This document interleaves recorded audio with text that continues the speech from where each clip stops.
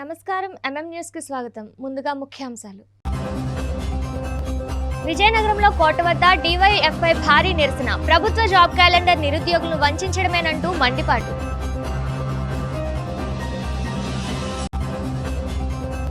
పార్వతీపురంలో UTF ప్రచార రథాన్ని ప్రారంభించిన ఎమ్మెల్యే విజయ్ చంద్ర. ప్రభుత్వ బడుల్లోనే పిల్లల ఉజ్వల భవిష్యత్తు ఉందని స్పష్టీకరణ. సాలూరులో 17 కోట్లతో నిర్మించిన 100 పడకల ఆసుపత్రిని ప్రారంభించిన మంత్రి సంధ్యారాణి. గిరిజన ప్రాంత ప్రజల దశాబ్దాల కల సాకారమని వ్యాఖ్య. ఎన్నికల ముందు నిరుద్యోగ యువతకు ఇచ్చిన హామీలను విస్మరించి కూటమి ప్రభుత్వం ప్రకటించిన జాబ్ క్యాలెండర్ కేవలం జాబ్లెస్ క్యాలెండర్గా మారిందని డివైఎఫ్ఐ నేతలు మండిపడ్డారు. శనివారం విజయనగరం జిల్లా కోట జంక్షన్ వద్ద డివైఎఫ్ఐ ఆధ్వర్యంలో నిరుద్యోగులు భారీ నిరసన కార్యక్రమం చేపట్టారు. ఈ సందర్భంగా జిల్లా కన్వీనర్ సిహెచ్ హరీష్ మాట్లాడుతూ ప్రభుత్వ లెక్కల్లోనే పోస్టుల సంఖ్యలో భారీ వ్యత్యాసాలు ఉన్నాయని విమర్శించారు. సాక్షాత్తు హోంమంత్రే రాష్ట్రంలో 10,762 పోలీస్ కానిస్టేబుల్ పోస్టులు ఖాళీగా ఉన్నాయని ప్రకటించినప్పటికీ జాబ్ క్యాలెండర్లో మాత్రం కేవలం 1970 పోస్టులే చూపడం నిరుద్యోగులను వంచడమేనన్నారు. అంతేకాకుండా గ్రూప్ 1, 2 విభాగాల్లో 5,000కు పైగా ఖాళీలు ఉంటే కేవలం 841 పోస్టులే ఇచ్చారని, యూనివర్సిటీల్లో 4,000 ఖాళీలు ఉన్నాయని విద్యాశాఖ మంత్రి చెబుతున్న క్యాలెండర్లో మాత్రం 1,500 పోస్టులకే పరిమితం చేయడం దారుణమన్నారు. రిటైర్డ్ టీచర్ల సంఖ్యను పరిగణలోకి తీసుకొని డిఎస్సి పోస్టులను పెంచాలని, గత 20 ఏళ్లుగా భర్తీకి నోచుకొని లైబ్రేరియన్ పోస్టుల సంఖ్యను కూడా పెంచాలని డిమాండ్ చేశారు. కేవలం 100 లైబ్రేరియన్ పోస్టులతో నిరుద్యోగులకు తీవ్ర నిరాశే మిగిలిందని ఆవేదన వ్యక్తం చేశారు. ప్రతి నోటిఫికేషన్ కోర్టుల చుట్టూ తిరగకుండా ప్రభుత్వం పగడ్బందీ చర్యలు తీసుకోవాలని సూచించారు.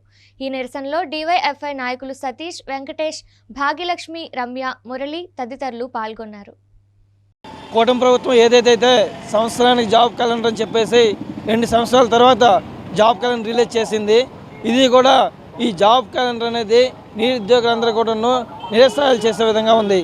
ఎందుకంటే సంవత్సరానికి జాబ్ క్యాలెండర్ చేస్తామని మోసం చేసి ఈరోజు 10,000 పోస్టులు తీసి ఈరోజు చదువుకోమని చెప్తుంది.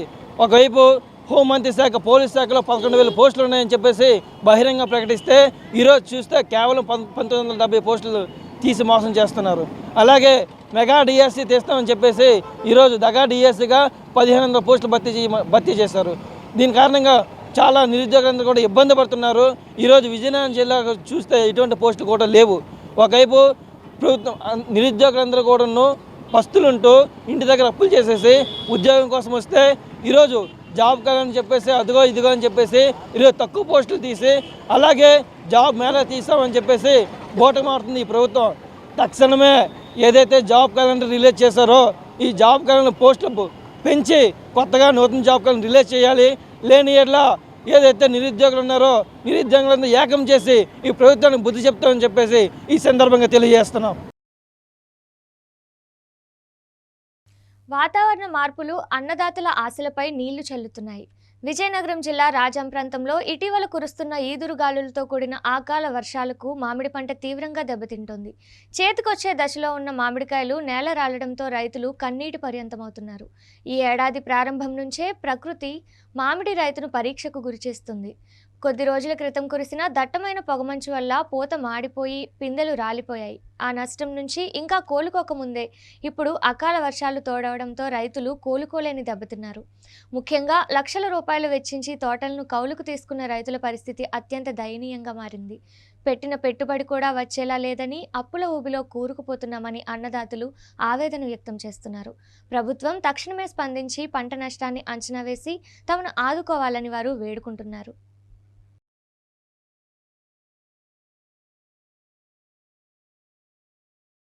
సింహాచల క్షేత్ర పాలకుడైన భైరవ స్వామిని భీమిలి ఎమ్మెల్యే మాజీ మంత్రి గంటా శ్రీనివాసరావు దర్శించుకున్నారు. ఆలయంలో స్వామివారికి ప్రత్యేక పూజలు, అభిషేకాలు నిర్వహించిన అనంతరం ఆలయ అభివృద్ధికి అడ్డుగా ఉన్న సమస్యలపై ఆయన కీలక వ్యాఖ్యలు చేశారు. గత కొన్నేళ్లుగా భైరవ స్వామి ఆలయ రహదారి విషయంలో దేవస్థానానికి అటవీ శాఖకు మధ్య వివాదం నడుస్తోందని, దీనివల్ల భక్తులు తీవ్ర ఇబ్బందులు పడుతున్నారని ఆయన పేర్కొన్నారు.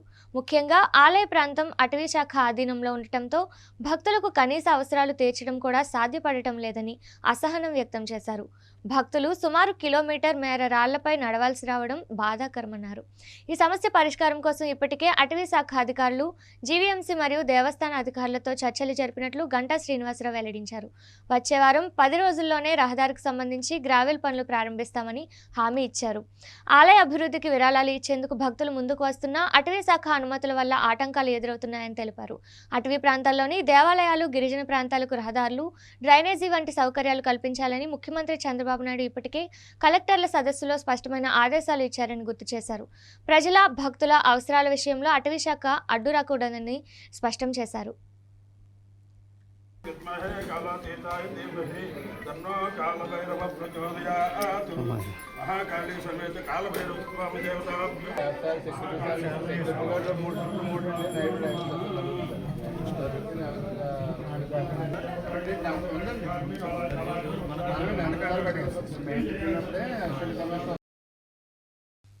ప్రభుత్వ బడిలోనే మన పిల్లల్ని చేర్పిద్దాం, వారి ఉజ్వల భవితకు బాటలు వేద్దాం అనే నినాదంతో ఆంధ్రప్రదేశ్ ఐక్య ఉపాధ్యాయ ఫెడరేషన్ చేపట్టిన ప్రచార కార్యక్రమం పార్వతీపురం మన్యం జిల్లాలో ఉత్సాహంగా ప్రారంభమైంది.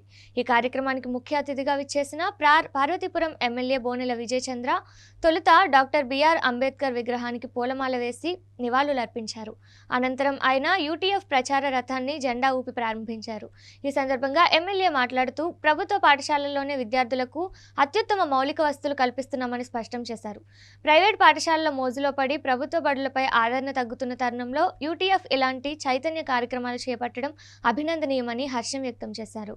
రాష్ట్ర విద్యాశాఖ మంత్రి కార్పొరేట్ స్థాయికి ధీటుగా ప్రభుత్వ స్కూళ్లలో వసతులు సమకూరుస్తున్నారని, ప్రతి జిల్లాలో మోడల్ పాఠశాలను ఏర్పాటు చేసి త్రిబుల్ ఐటీ స్థాయి విద్యను అందించేందుకు ప్రభుత్వం కృషి చేస్తుందని వివరించారు. ఈ కార్యక్రమంలో యూటీఎఫ్ రాష్ట్ర అధ్యక్షులు నక్క వెంకటేష్, నాయకులు మురళి మరియు ఇతర ఉపాధ్యాయ సంఘాల ప్రతినిధులు పెద్ద సంఖ్యలో పాల్గొన్నారు.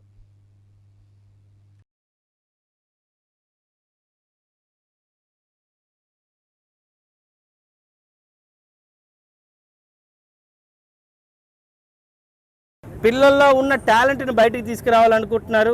ఎవరి టాలెంట్ ఎవరికి ఉందో తెలియదు. కొందరు పిల్లలు అద్భుతంగా రాణిస్తున్నారు. అన్ని సౌకర్యాలతో ప్రభుత్వ బడులు ఇప్పుడు ముందుకెళ్తున్నాయి. దీన్ని గ్రహించిన మీ యొక్క సంస్థకి, అలాగే మీకు కూడా ప్రత్యేకంగా పేరున ఈరోజు విజయవాడ నుంచి వచ్చిన మీ అధ్యక్షుల గారికి, అలాగే ఇక్కడ జిల్లాలో ఉన్న కార్యవర్గాన్ని అన్నిటికీ కూడా నిజంగా మనస్ఫూర్తిగా నమస్కారాలు తెలియజేస్తున్నాను. కొన్ని స్కూళ్ళు ఆల్రెడీ మీ అందరికీ తెలిసినవే, మీరు చెప్తున్న కూడా కొన్ని స్కూల్ కొన్ని ఛాలెంజెస్ వల్ల పిల్లలు రావట్లేదు. దానికి మీరు మాకు చెప్పగలిగితే దానికి ఏమైనా చేయగలుగుతామని మీ యొక్క కార్యక్రమాల్లో నన్ను కూడా ఇన్వాల్వ్ చేయండి. నేను కూడా పార్టిసిపేట్ చేస్తాను. ఏదైనా స్కూల్లో మాట్లాడాల్సిన అవసరం ఉంది, ఒక గ్రామంలో మాట్లాడాల్సిన అవసరం ఉంది. మీతో పాటు కూటమి నాయకులు కూడా జాయిన్ అవ్వడానికి సిద్ధంగా ఉన్నాం. కూటమిలో ఉన్న తెలుగుదేశం, జనసేన, బీజేపీ నాయకులు కూడా మీతో జాయిన్ అవ్వి, అంటే పార్టీలకు అతీతంగానే జాయిన్ అయ్యి ఈ యొక్క మంచి కార్యక్రమాన్ని జయప్రదం చేయడానికి మా వంతు కృషి కూడా ఉంటుందని తెలియజేసుకుంటూ, ఈరోజు ఆంధ్రప్రదేశ్ ఐక్య ఉపాధ్యాయ ఫెడరేషన్ ఫిబ్రవరి 1వ తేదీ నుంచి ప్రభుత్వ పాఠశాలల్ని కాపాడుకుందాం, మన ఊరి బడిలో ప్రభుత్వ బడిలో విద్యార్థుల్ని చేరుద్దాం అనేటువంటి ప్రధానమైనటువంటి నినాదంతో గత 2 నెలల నుంచి ఈ కార్యక్రమాన్ని తీసుకున్నాం. ఈరోజు రాష్ట్రంలో దరిదాపుగా 12,502 ప్రాథమిక పాఠశాలలు, ఏకోపాధ్యాయ పాఠశాలలు పిల్లలు చాలా తక్కువగా ఉన్నటువంటి పరిస్థితులు ఉన్నాయి. అలాగే ఈరోజు రాష్ట్ర ప్రభుత్వంలో ప్రత్యేకించి ప్రభుత్వ పాఠశాలల్లో మధ్యాహ్న భోజన పథకం అద్భుతంగా ఏర్పాటు చేస్తుంది రాష్ట్ర ప్రభుత్వం.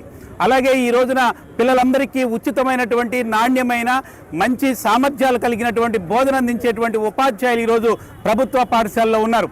అవసరమైతే 1 గంట అదనంగా బోధించి మీ బిడ్డల్ని మా బిడ్డల్లాగా భావించేటువంటి తల్లిదండ్రులు మొత్తానికి కూడా ఇవాళ ఉపాధ్యాయులు ఉన్నటువంటి పాఠశాల ఉంది. అందుకని ఈ ప్రభుత్వ పాఠశాలలో ఏకోపాధ్యాయ పాఠశాలలు ఉండకూడదని, నాణ్యమైన విద్య రావాలని ఈరోజు ప్రభుత్వ పాఠశాలలో 31 లక్షల మంది మాత్రమే చదువుతున్నట్టుగా గణాంకాలు తెలియజేస్తూ ఉన్నాయి. మేమైతే ప్రభుత్వ పాఠశాలలో 100%కి 100% విద్యార్థులందరూ ప్రభుత్వ బడిలోనే చదవాలనేది యూటీఎఫ్ యొక్క ఆశయం, లక్ష్యం. ఆ లక్ష్యంతో ఈ రోజున ప్రభుత్వ పాఠశాలలో విద్యార్థులను చేర్పించే ప్రయత్నం చేయమని చెప్తా ఉన్నాం. గవర్నమెంట్ పాఠశాలలో ఇవాళ పెద్ద ఎత్తున వాళ్ళకి పిల్లలందరికీ కూడా నాణ్యమైన విద్యతో పాటు కాంపిటేటివ్ చెప్పేటువంటి ప్రయత్నం కూడా ఉంది. ఈ విధమైనటువంటి అంశాలన్నీ చెప్పి ప్రభుత్వ బడిలో పిల్లల్ని చేర్పిద్దాం, మన ఊరి బడిని కాపాడుకుందాం అనేటువంటి ఈ నిర్ణయంలో భాగస్వామి కావాలని మీ అందరికీ కోరుతూ, ఈరోజు ఈ భాగస్వామి అయినటువంటి గౌరవ ఎమ్మెల్యే గారు, అలాగే గౌరవ డిఓ గారు, వీరికి కూడా రాష్ట్ర సంఘ పక్షాన ఉద్యమాభినందనలు తెలియజేస్తూ విజయనగరం జిల్లా రాజాం ప్రాంతంలో వంట గ్యాస్ సరఫరా అస్తవ్యస్తంగా మారి వినియోగదారులకు చుక్కలు చూపిస్తోంది. గ్యాస్ కొరత లేదని అధికారులు చెబుతున్నప్పటికీ సిలిండర్ల పంపిణీలో జరుగుతున్న జాప్యం సామాన్యులను ఇబ్బందులకు గురిచేస్తుంది. ముఖ్యంగా రాజాంలోని డోలపేట ప్రాంతంలో గ్యాస్ ఏజెన్సీల తీరుపై వినియోగదారులు తీవ్ర అసహనం వ్యక్తం చేస్తున్నారు. గ్యాస్ బుక్ చేసుకుని రోజుల తరబడి ఎదురు చూస్తున్నా సిలిండర్లు ఇంటికి చేరకపోవడంతో విసిగిపోయిన జనం నేరుగా ఏజెన్సీ కార్యాలయాల బాట పడుతున్నారు. అయితే అక్కడకు వెళ్లిన వారికి కూడా నిరాశ ఎదురవుతుంది. కార్యాలయాలు సరైన సమయానికి తెరవకపోవడంతో గంటల తరబడి పడిగాపులు కాయాల్సి వస్తుందని వారు ఆవేదన వ్యక్తం చేస్తున్నారు. ఈ నేపథ్యంలోనే ఖాళీ సిలిండర్లతో ఏజెన్సీ కార్యాలయం ముందు నిరసన తెలుపుతూ తమ నిరసనను గళమెత్తారు. అధికారులు తక్షణమే స్పందించి గ్యాస్ సరఫరాను క్రమబద్ధీకరించి తమ ఇబ్బందులను తొలగించాలని రాజాం వాసులు డిమాండ్ చేస్తున్నారు.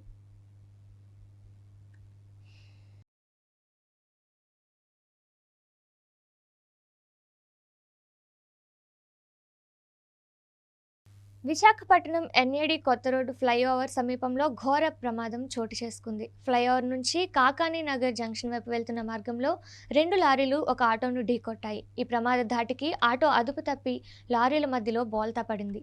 ఈ ప్రమాదంలో 3 తీవ్ర గాయాలయ్యాయి. ముఖ్యంగా ఒక మహిళ లారీ కింది భాగంలో చిక్కుకుపోవడంతో అక్కడ ఉత్కంఠ నెలకొంది. అయితే స్థానికులు మరియు రెస్క్యూ టీం సమయస్ఫూర్తితో వ్యవహరించి ఆ మహిళను సురక్షితంగా బయటకు తీశారు. ఈ ఘటనలో ఆటో డ్రైవర్ కాలు విరిగిపోగా లారీ డ్రైవర్కు స్వల్ప గాయాలయ్యాయి. ప్రమాద సమాచారం అందుకున్న వెంటనే ఎయిర్పోర్ట్ జోన్ పోలీసులు హుటాహుటిన ఘటనా స్థలానికి చేరుకున్నారు. గాయపడిన వారిని చికిత్స నిమిత్తం కేజీహెచ్ ఆసుపత్రికి తరలించారు.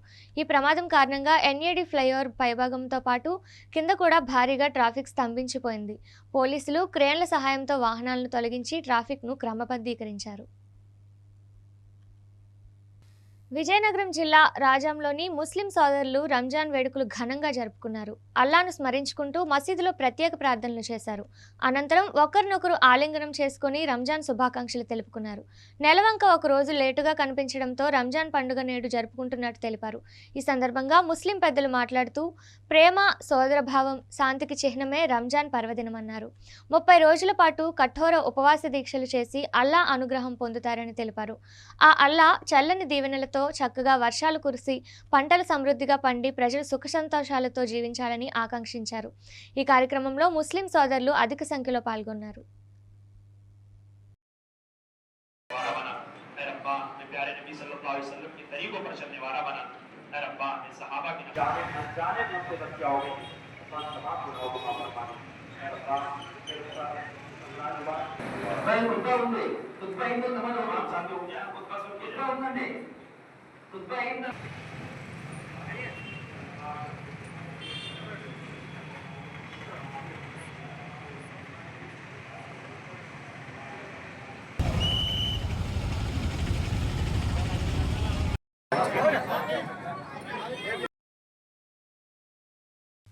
కాసేపు విరామం.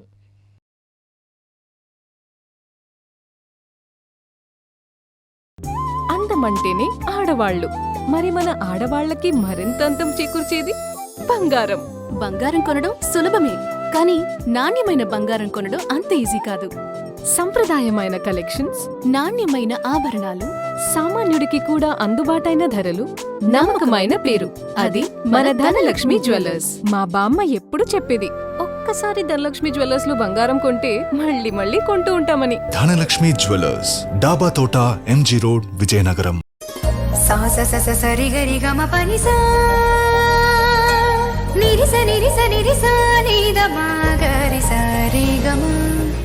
అమ్మాయికి తన సొగసే ఆనందం, మన మనసే దోచేనే తన అందం, అందానికి ప్రతిరూపం ఆభరణం, ఆభరణం అసలు రూపం Govinda jewelleries, Govinda jewelleries, Govinda jewelleries, Govinda jewelleries. సాంప్రదాయ స్వర్ణాభరణాలకు పుట్టినిల్లు మా Govinda jewelleries. Govinda jewelleries, MG road, Vizianagaram.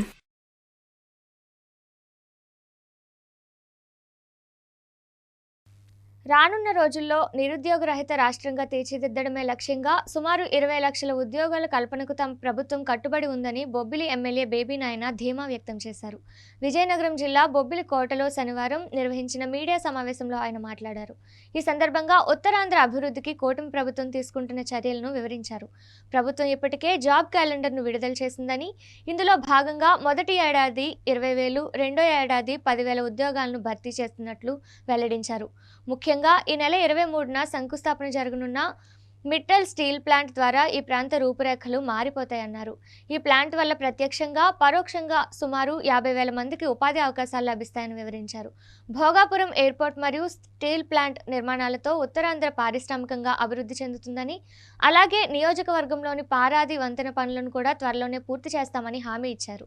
Steel plant వల్ల కలిగే ప్రయోజనాలను ఇంటింటికి వెళ్లి ప్రజలకు వివరించాలని పార్టీ శ్రేణులకు ఆయన పిలుపునిచ్చారు. ఈ కార్యక్రమంలో తెలుగు యువత సభ్యులు మరియు ఇతర ముఖ్య నాయకులు పాల్గొన్నారు. 15,000-16,000 ఉద్యోగాలు గవర్నమెంట్ పరంగా బిఎస్సీ అవనివ్వండి, ఇతర అవనివ్వండి, పోలీస్ శాఖ అవనివ్వండి, అవన్నీ కలిపి గవర్నమెంట్ ఉద్యోగాలు సుమారు 20,000 వరకు ఈ కూటమి ప్రభుత్వం ప్రకటించడం జరిగింది. ఇవాళ మరీ ఉగాదికి ఇచ్చినటువంటి హామీ ప్రకారంగా ఉగాదికి మరో 10,000 ఉద్యోగాలు ఈ ప్రభుత్వం ప్రకటించడం జరిగింది. మన ఆర్సెలర్ మిట్టల్ స్టీల్ ప్లాంట్ రేపు 23వ తారీఖు ఏదైతే శంకుస్థాపన అవబోతుందో అది చాలా చారిత్రాత్మకమైనటువంటి ఘట్టం. మన ఉత్తరాంధ్ర ప్రాంతానికి ప్రత్యక్షంగా 25,000 మందికి, పరోక్షంగా మరొక 25,000 మందికి, సుమారు 50,000 మందికి ఉపాధి కల్పించే సంస్థగా ఆ స్టీల్ ప్లాంట్ రూపుదిద్దుకోబోతుందన్న విషయం మీకు అందరికీ కూడా తెలియజేసుకుంటున్నాను. అనునిత్యం ఒక సమర్థులు, ఒక కార్యదక్షత ఉన్నటువంటి నాయకుడు ఈ రాష్ట్రాన్ని పరిపాలిస్తే ఏ విధంగా పరిపాలన ఉంటుందో మరి మీరందరూ కూడా చూస్తున్నారు. అందులో భాగంగానే బొబ్బిలి నియోజకవర్గ అభివృద్ధి కూడా శరవేగంగా అన్ని రంగాల్లో మరి ఏ విధంగా జరుగుతుందో మీకు అందరికీ కూడా తెలుసును. రానున్నవే ఇంకా మంచి కార్యక్రమాలు. ఈ 2 years డ్యామేజ్ కంట్రోలే జరిగింది. గత 5 సంవత్సరాలుగా ఈ నియోజకవర్గం అన్ని రంగాల్లో ఎలాగ వెనుకబడిపోయిందో ఆ వెనుకబాటుతనాన్ని పూడ్చాం. రానున్న రోజుల్లో రేపు పారాది బ్రిడ్జ్ పూర్తి అయిపోయాక రానున్న రోజుల్లో అంత కొత్త డెవలప్మెంట్ మీరు చూస్తారని మీకు ఈ సభాముఖంగా తెలియజేసుకుంటూ,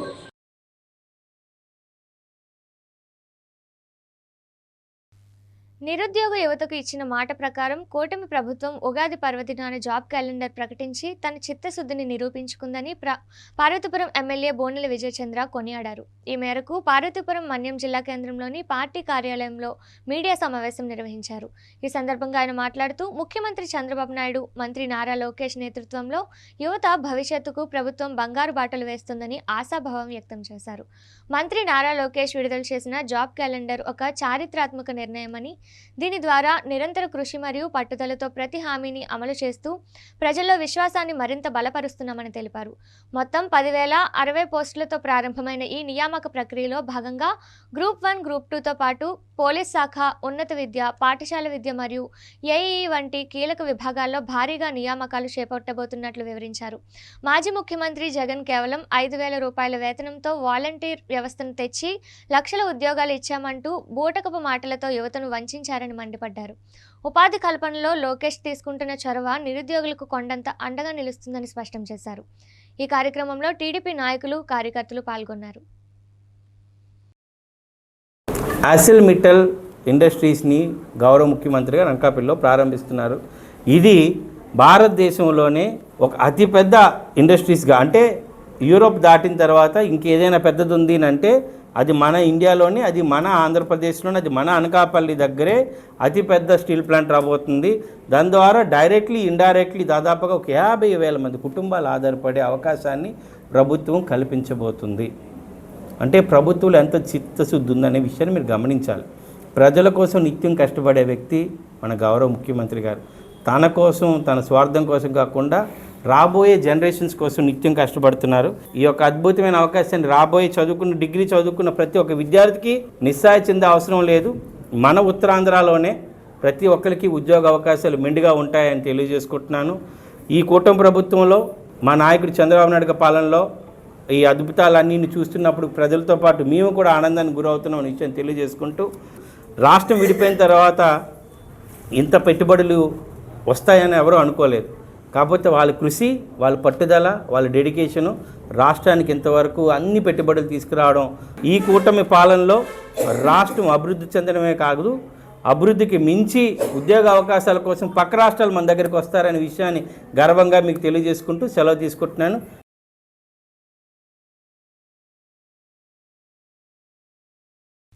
విజయనగరం జిల్లా రామభద్రపురం సమీపంలో శనివారం తెల్లవారుజామున ఒక ప్రైవేట్ ఏసీ బస్సు అగ్ని ప్రమాదానికి గురై పూర్తిగా దహనమైంది. అయితే డ్రైవర్ సమయస్ఫూర్తితో వ్యవహరించడంతో లోపల ఉన్న 37 మంది ప్రయాణికులు త్రుటిలో ప్రాణాపాయం నుంచి తప్పించుకొని సురక్షితంగా బయటపడ్డారు. ఒడిశాకు చెందిన Sri Neelakanteswara Orange Travels bus శుక్రవారం రాత్రి భువనేశ్వర్ నుండి మల్కాన్గిరి వైపు బయలుదేరింది.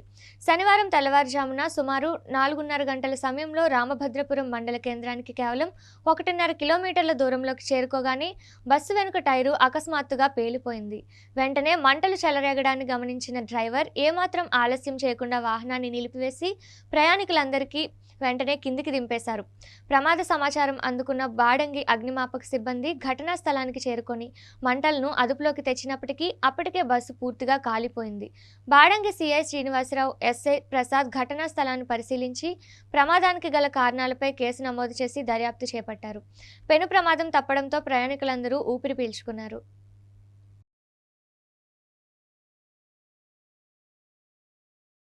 విజయనగరం జిల్లా రామభద్రపురం మండలంలో తెల్లవారుజాము 4 గంటలకి ఒక బస్ ఫైర్ యాక్సిడెంట్ అయింది.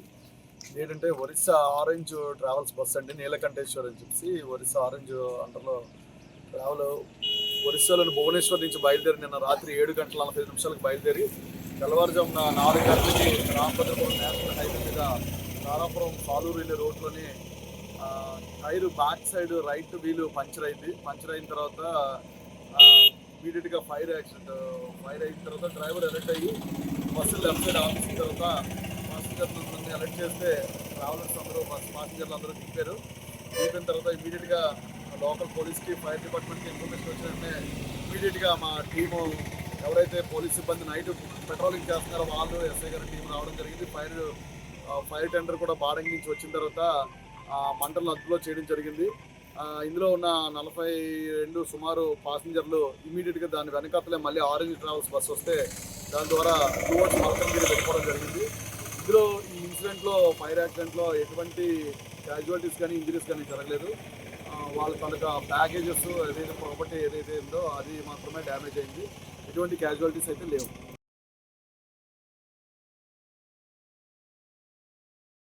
సాలూరు ప్రాంత ప్రజల దశాబ్దాల కల అయిన 100 పడకల ఆసుపత్రిని ప్రారంభించడం తన జీవితంలో ఒక మరుపురాని ఘట్టమని రాష్ట్ర మంత్రి గుమ్మడి సంధ్యారాణి ఆనందం వ్యక్తం చేశారు. పార్వతీపురం మన్యం జిల్లా సాలూరు పట్టణంలో సుమారు 17 కోట్ల రూపాయల వ్యయంతో నిర్మించిన 100 పడకల ఆసుపత్రిని మంత్రి ఘనంగా ప్రారంభించారు.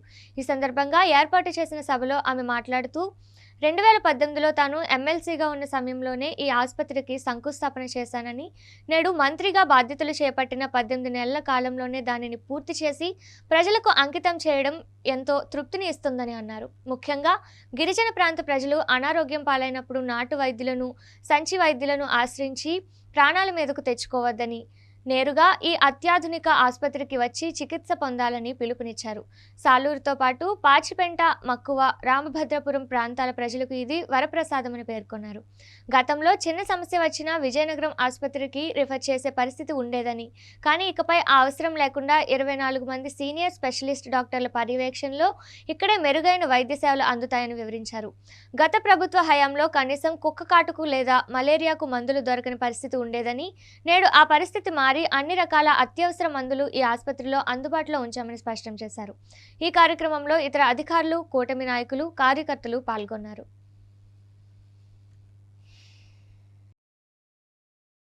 గౌరవ ముఖ్యమంత్రి వర్యులు నారా చంద్రబాబు నాయుడు గారి ఆశీస్సులతో, వారి సహకారంతో సాలూరు నియోజకవర్గం ఎన్నో ఏళ్ల కళ ఈరోజు సాకారమైంది. గత ప్రభుత్వంలో ఈ 100 పడకల హాస్పిటల్ని పూర్తిగా నిర్లక్ష్యం చేస్తే 2019లో ఆనాటి ముఖ్యమంత్రి వర్యులు నారా చంద్రబాబు నాయుడు గారు 3వసారి ముఖ్యమంత్రి అయినప్పుడు ఈ హాస్పిటల్ని శాంక్షన్ చేశారు. 17 కోట్లతో శాంక్షన్ చేస్తే ఆ హాస్పిటల్ 5 సంవత్సరాలు పట్టించుకోకుండా వదిలేస్తే ఈ 20 నెలల్లో గౌరవ ముఖ్యమంత్రి వర్యులు నారా చంద్రబాబు నాయుడు గారు 17 కోట్ల హాస్పిటల్ ని పూర్తి చేయించి ఈ రోజు గిరిజన నియోజకవర్గమైన సాలూరు నియోజకవర్గానికి ఈ హాస్పిటల్ అంకితం చేసిన సంగతి మీ అందరికీ కూడా నేను తెలియజేస్తున్నాను. ఈ రోజు హాస్పిటల్లో 24 మంది డాక్టర్లు ఉన్నారు, 100 మంది స్టాఫ్ ఉన్నారు. ఇక్కడ 3 లక్షల మంది ప్రజలు ఉన్నారు. ఇందులో 3 లక్షల మందిలో 1,00,000 మంది గిరిజనులే ఉన్నారు. గిరిజనులకు ఎంతో ఉపయోగమైన హాస్పిటల్ ని గౌరవ ముఖ్యమంత్రి గారు, గిరిజనులకు ఎప్పుడూ పక్షపాతిగా ఉన్న ముఖ్యమంత్రి గారు ఈ హాస్పిటల్ ని పూర్తిగా అభివృద్ధి చేయాలని నాకు ఆదేశిస్తే ఈ హాస్పిటల్ పూర్తి చేశాం. ఈ రోజు ప్రారంభోత్సవం చేసుకోవడం చాలా చాలా చాలా సంతోషంగా ఉంది. కాబట్టి చుట్టుపక్కల ఉన్నటువంటి అందరు పేదవాళ్ళకు కూడా ఈ హాస్పిటల్ ఇప్పుడు అందుబాటులో ఉంటుంది. ఇక మీదట మనం ఏ ఇబ్బంది వచ్చినా, ఏ రోగం వచ్చినా, ఏ ఇబ్బందులు ఉన్నా సరే మనకి రిఫర్ చేసి ఏ విజయనగరం ఏ వైజాగ్ వెళ్లాల్సిన అవసరం లేదు. మనం ఇక్కడే 100 పడకల హాస్పిటల్లోనే మనం పూర్తి సేవలు అందుకోవచ్చు. కాబట్టి ఇక్కడ ఉన్నటువంటి గిరిజన గర్భిణీలకు కూడా వసతి గృహాన్ని మన 2 కిలోమీటర్ల దూరంలో పెట్టాం. ఇప్పుడు ఆ వసతి గృహాన్ని కూడా ఈ హాస్పిటల్లోకే మారుస్తున్నాం.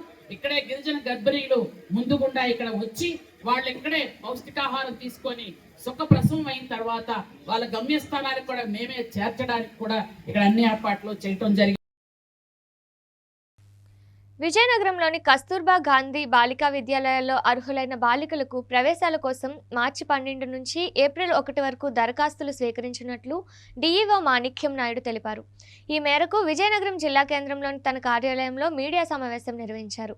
ఈ సందర్భంగా ఆయన మాట్లాడుతూ జిల్లా వ్యాప్తంగా వివిధ ప్రాంతాల్లో నిర్వహిస్తున్న కేజీబీవీ పాఠశాలల్లో 2026-2027 విద్యా సంవత్సరానికి గాను 6వ తరగతి ఇంటర్మీడియట్తో పాటు 7, 8, 9, 10 తరగతుల్లో మిగిలి ఉన్న సీట్లలో ప్రవేశాల కోసం ఆన్లైన్లో దరఖాస్తులు ఆహ్వానిస్తున్నట్లు తెలిపారు. అర్హులైన బాలికలు ఏప్రిల్ 1లోగా ఆన్లైన్లో దరఖాస్తు చేసుకోవచ్చని తెలిపారు. ఈ విద్యాలయాల్లో వసతి గృహ సదుపాయంతో పాటు పౌష్టికాహారం కూడా అందిస్తామని, ఎస్సీ, ఎస్టీ, బీసీ వెనుకబడిన తరగతులకు ఆర్థికంగా వెనుకబడిన వారికి ఇది ఒక మంచి అవకాశం అని అందరూ ఉపయోగించుకోవాలని సూచించారు. ఈ సమావేశంలో ఇతర అధికారులు, సిబ్బంది పాల్గొన్నారు. కేజీబీవీ పాఠశాలలు ఉన్నాయి. ఇవి ప్రత్యేకంగా బాలికలకు సంబంధించినవి.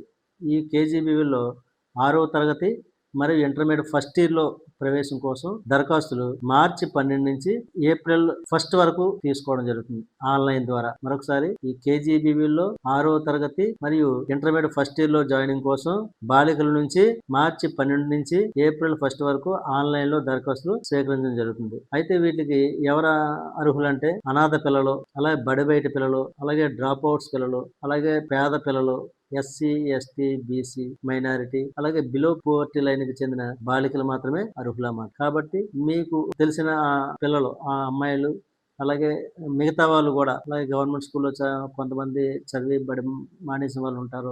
ఇలాంటి వాళ్ళందరూ కూడా దయచేసి తెలియజేసి కేజీబీ పాఠశాలలో 6వ తరగతి మరియు 11వ తరగతిలో ప్రవేశాలకి దరఖాస్తులు చేసుకోవచ్చు. అలాగే మధ్యలో 7th to 9th క్లాసెస్ 6, 7, 8, 9 తరగతుల్లో కూడా మిగిలిపోయిన సీట్లు ఏవైతే ఉన్నాయో వాటిలో కూడా ప్రవేశం కొరకు ఏంటంటే ఆన్లైన్లో అప్లై చేసుకోవచ్చు అన్నమాట. ఓకే, కాబట్టి దానికి అప్లై చేసుకోవడానికి http://apkgbb.apcfss.in అనే వెబ్సైట్ ద్వారా మీరు కేజీబీవీలో ప్రవేశం కొరకు అప్లై చేసుకోవచ్చు. వీటికి మాత్రం కేవలం బాలికలు మాత్రమే అర్హులన్నమాట. కాబట్టి ఈ విషయాన్ని అందరికీ తెలియజేయవలసిందిగా కోరుచున్నాం.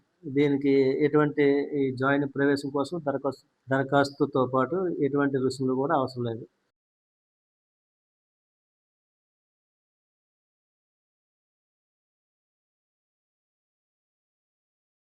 ముఖ్యాంశాలు మరోసారి. విజయనగరంలో కోట వద్ద డివైఎఫ్ఐ భారీ నిరసన. ప్రభుత్వ జాబ్ క్యాలెండర్ నిరుద్యోగులను వంచడమేనంటూ మండిపాటు.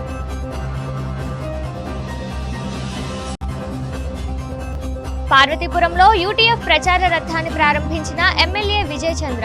ప్రభుత్వ బడుల్లోనే పిల్లల ఉజ్వల భవిష్యత్తు ఉందని స్పష్టీకరణ. సాలూరులో 17 కోట్లతో నిర్మించిన 100 పడకల ఆసుపత్రిని ప్రారంభించిన మంత్రి సంధ్యారాణి. గిరిజన ప్రాంత ప్రజల దశాబ్దాల కల సహకారమని వ్యాఖ్య. వార్తలు సమాప్తం. చూస్తూనే ఉండండి MM న్యూస్.